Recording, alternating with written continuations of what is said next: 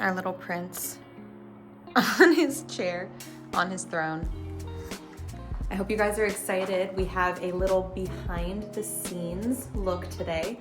I'm gonna be creating some Valentine's Day pop buys. It's a small token of appreciation. It's a little treat. I love a sweet treat, so I'm gonna be doing these little goodie bags that have chocolates and just my business card and a little referral Valentine.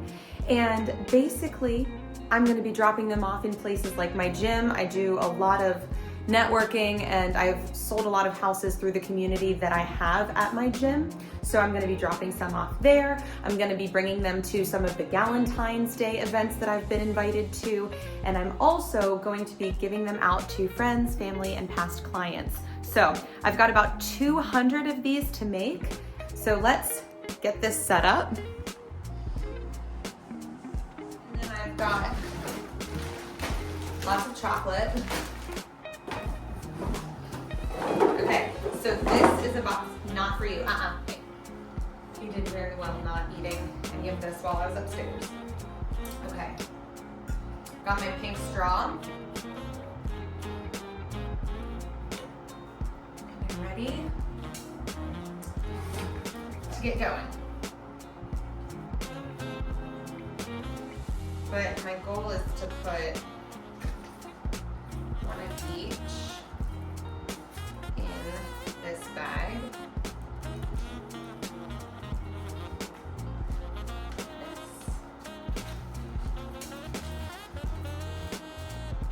So that I could get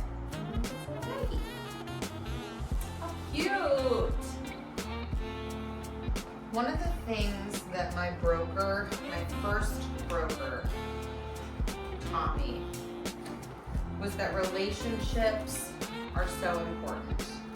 I want to make sure that my clients know how important they are and their goals are to me and how much I listen to them. And I just think it's important to stay connected with your community. You just want to stay present. You want to find little ways to stay top of mind. I want to make a point to have everyone I know feel a little bit of love. And I think that it's important to let people know that you're thinking about them in some small way. One thing I've been working on a lot lately is saying no to people. I unfortunately don't have the bandwidth, the capacity to help everyone. I love being able to say no to people and feeling confident in doing it. And recognizing that opportunities and money and clients and energy all flows from me. And saying no to something that is not in my best interest, not worth my valuable, precious time, it's hard. Saying no is hard. But once you learn how to do it, it's freeing. I feel like I'm gonna be sitting here forever. My bum is gonna hurt. It's funny because coming from a large global brokerage and having the majority of my expenses taken care of, it's been a huge learning experience figuring out what kinds of things you should spend money on. Something like this could be seen as stupid to a lot of people. A lot of people would probably never waste their time doing something like this. And that's okay. There will be space for me, you know? I'll do the things that you don't want to do. This is meticulous though, I won't lie. It's not the most exciting thing that I do. One of my goals this year is to quadruple my GCI, my gross commission income. And I've been thinking a lot about goals because, if I'm being honest, while I was with my first brokerage, I didn't really have them because I wasn't holding myself accountable for my business. I felt like a part of a team, which was great, and I also felt like it wasn't mine. So being on my own and feeling this level of independence has really forced me to take ownership of my business and actually start using spreadsheets and tracking my activities. I was thinking about my activity the other day, and the amount of money that I made in 2024, the year I got divorced. I had made that much money by the time I left hometown in June of last year, so halfway through the year.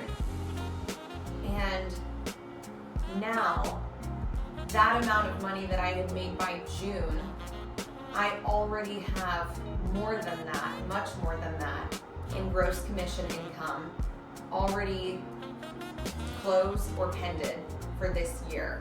And that was as of the end of January. And I feel really proud of myself for that and really motivated to continue performing as I watch myself grow and I am finally feeling like I'm building something for myself. It just makes me want to keep going. So I'm really excited. I'm proud of myself because it was not easy. I will be honest, I have worked real hard. And I'm gonna try that. Brownie Hershey Kiss. Oh, it's got little Funfetti sprinkles in it. Yeah, I'm gonna make this. Ooh, it's soft. Yeah. Oh! Oh my god. Okay. Yeah. Brownie Hershey Kiss? Are you kidding? That was sultry. Loved that. It should have 200. This is the end of the first pack, which means that this is the first 100. Which makes me think that I discounted.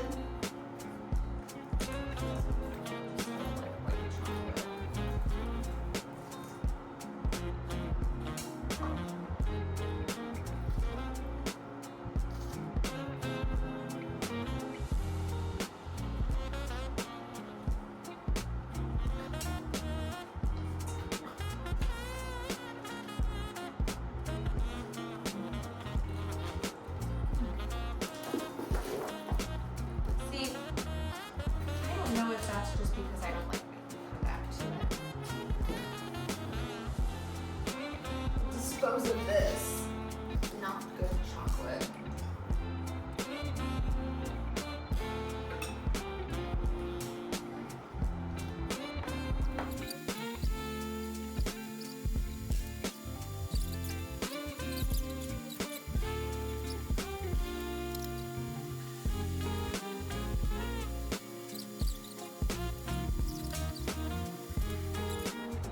Does anybody want to talk about a client horror story? I didn't hear from him after our first coffee meeting, and then all of a sudden he calls me out of the blue and tells me that he wants to sell his house. Fine, whatever.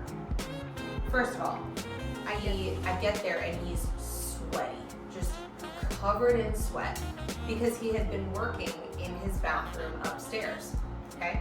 I also thought it was interesting because his mother was there. This guy's like probably in his 40s.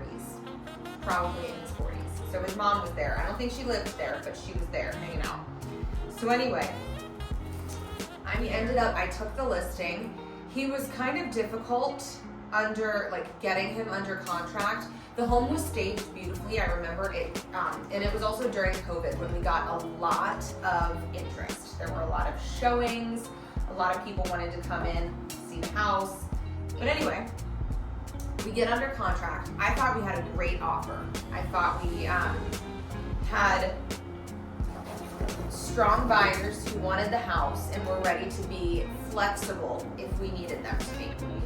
We had the buyer submit a repair agenda, and he, out of nowhere, because what happened was there was a leak. There was an active water leak in the downstairs closet that happened to be right below the bathroom that he had coincidentally been working on when I was there for the listing appointment. So at first, when they asked him to handle it, he said no. And they were like, that's okay. We want the house anyway. We're still willing to move forward. And then he said, I'm not gonna sell the house. And he apparently changed his mind. I don't know what happened, but he all of a sudden was not allowing the buyers to come back to the property. He wouldn't let anybody on his front yard. And I woke up, I remember receiving a text message saying that he didn't want to sell the house, that he wasn't going to make repairs. So Monday comes along, and at that point, I had woken up, I think 7 or 8 emails from him that he had sent at odd hours in the middle of the night. 1:07 a.m., 1:11 a.m., 3 a.m. He was clearly up. But in one of the emails, he had accused me of trying to sit on his lap, which I thought was crazy because, first of all, in what world? Like, absolutely not ever, sir. First of all. Second of all, I am working, and this is my livelihood and my professionalism. And third of all, but also first of all, I was fucking married at the time, okay? So, all of these emails coming in, him accusing me of trying to sit on his lap. Long story short, we ended up not moving forward because I didn't want any part of it. I was like, I don't feel comfortable going back to the house to pick up the lockbox. So I didn't, my broker sent another person on my team out to the house. And he took our sign out of the front yard, put it on the curb. He removed the lockbox, put it on the curb. And I think the most horrifying part of it was that for years after this happened, he would text me every year on like New Year's Eve or New Year's Day, like saying that he still knew who I was and what I did. And I was like, I did. He was horrifying. That was a scary one. Real talk. While I stuff these small bags with candy, let me be so for real with you guys about this job. You have some scary situations, especially as a single female. I carry pepper spray on me at all times.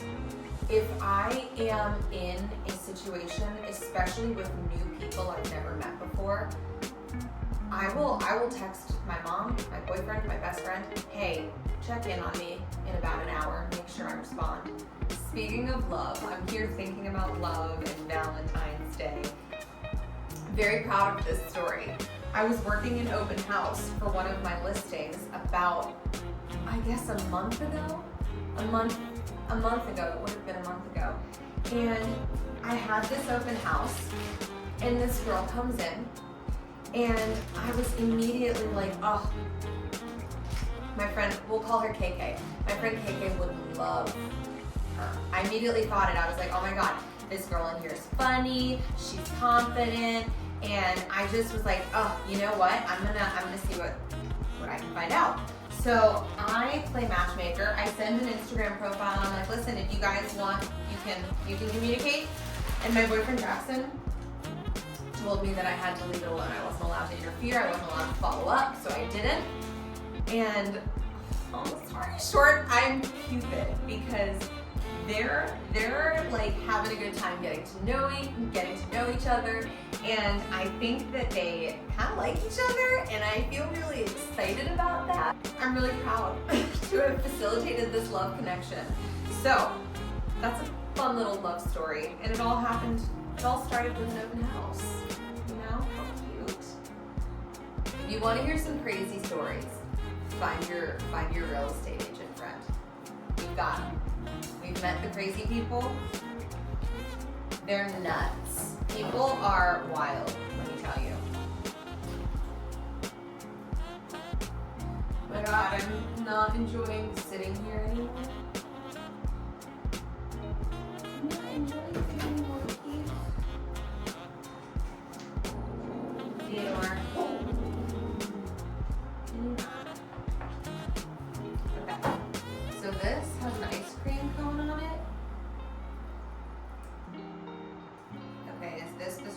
one. Yeah. It smells like one of those ice cream bars, the strawberry shortcake ice cream bars. I love those. This is, I don't know what the flavor is, but it literally has an ice cream cone on the packaging. That's so cute. It smells really good. I like those. Those are good. It's definitely, see, that's a white chocolate done right. That's a white chocolate done right. That's nice. It's like a strawberry milkshake. I think that's what they said it was. I liked that. That was nice. Yeah, that was delightful. I liked that strawberry. I'm so close. I'm in the home stretch right now. I'm about ready for this activity to be done. These are my last 30.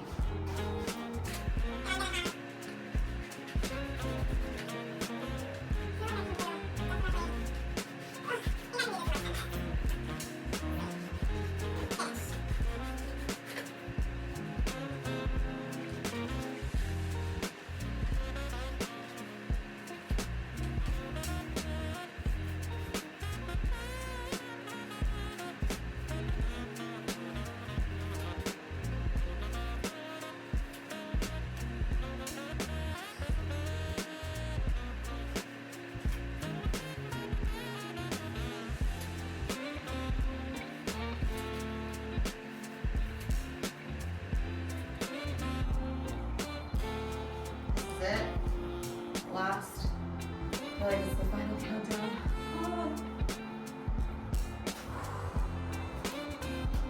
I went until the bags were gone. Oh my God, look at this. Whole big old box of little Valentines. Look how cute. We did it.